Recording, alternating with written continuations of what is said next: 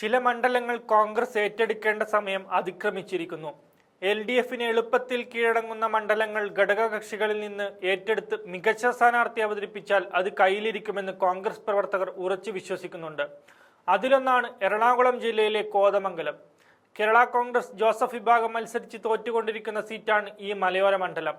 അവിടെ ഇനി ജോസഫിന് വിട്ടുകൊടുക്കാതെ സ്വന്തമായി മത്സരിക്കണമെന്ന ചിന്ത കോൺഗ്രസിന് വന്നു കഴിഞ്ഞു.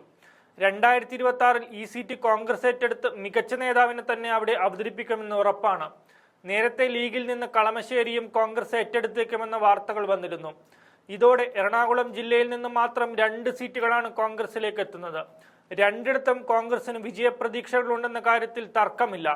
ഇടുക്കിയിൽ കോൺഗ്രസ് മത്സരിക്കുന്ന ഏതെങ്കിലും ഒരു സീറ്റ് വിട്ടുകൊടുത്ത് പകരം എറണാകുളം ജില്ലയിലെ അതിർത്തി മണ്ഡലമായ കോതമംഗലം പിടിച്ചെടുക്കുവാനാണ് കോൺഗ്രസ് ലക്ഷ്യം വെക്കുന്നത്. UDFന്റെയും കോൺഗ്രസിന്റെയും ഉറച്ച കോട്ടയായ എറണാകുളം ജില്ലയിൽ തന്നെ നിൽക്കുന്നത് കൊണ്ട് കോതമംഗലം അനായാസം ജയിക്കാനാകുമെന്ന് കോൺഗ്രസ് കണക്കുകൂട്ടുന്നുണ്ട്. 2011 വരെ ജോസഫ് ഗ്രൂപ്പിൽ നിന്ന് TU കുരുവിളയാണ് ഇവിടെ നിന്നും ജയിച്ചു കയറിയത്.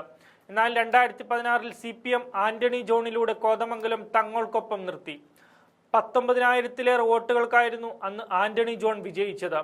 പിന്നാലെ 2021 നിയമസഭാ തെരഞ്ഞെടുപ്പിൽ കുരുവിളയെ മാറ്റി വ്യവസായി ഷിബു തെക്കുംപുറത്തിന് ജോസഫ് വിഭാഗം അവസരം നൽകിയെങ്കിലും ആന്റണിയിലൂടെ തന്നെ LDF മണ്ഡലം നിലനിർത്തി.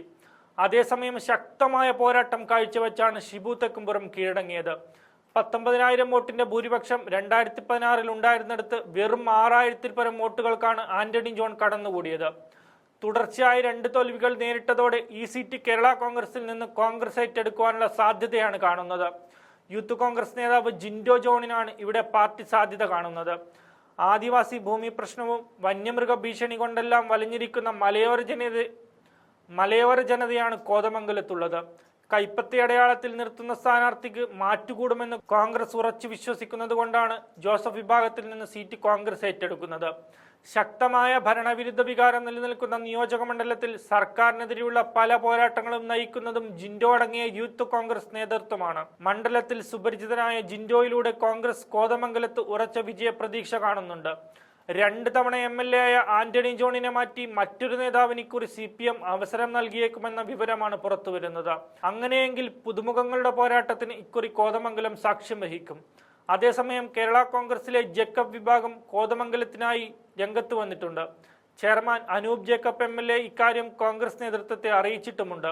എന്നാൽ UDF ഉറപ്പിക്കുന്ന ഈ മണ്ഡലം ജേക്കബ് ഗ്രൂപ്പിന് വിട്ടുനൽകാൻ ഒരുക്കമല്ലെന്ന് പ്രാദേശിക നേതൃത്വം തന്നെ വ്യക്തമാക്കിയിട്ടുമുണ്ട്.